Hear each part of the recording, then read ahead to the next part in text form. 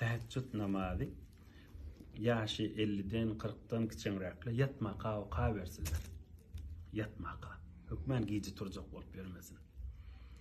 2 rekat okuya, desla 2 rekada 1 alham, 2 kul huvallahu ahad. 2-nji rekada 1 alham, 1 kul huvallahu ahad. Düşündüňizmi?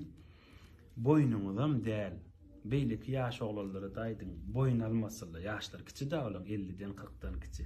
Ýöne başarsalar gün akşam okuýsunlar. Düşündüňmi Abdurrahmanjan?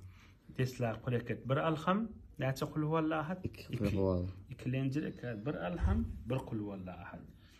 Ahom teheccüd diýerler Allah bilen halwet etmek, Allah bilen ikçäp oturmak. Allahumme salli ala Muhammed diýerler peýgamber bilen halwet etmek. Düşündüňizmi? Ama beýleki oglanlar aýdyň boýnuňyza däl. Boyun almaň, ýöne gün akşamda okuýun. Artık ay 10 rekat, 20 rekat etmäňdi. 2 rekat okuýsaň uzak okuýarsyň, hemişe galmardy. Hudaý ýaş bilen iki dünýesi ýakty bolsyn. Görjekler gowlup bolsyn. Dünýede ahirette ýakşy tuş etip, ýamandan taş etip, hiç ýerde sıkylmasynlar ýa Rabbi. Ve sallallahu aleyhi ve sellem. Bunu gelýär. Emme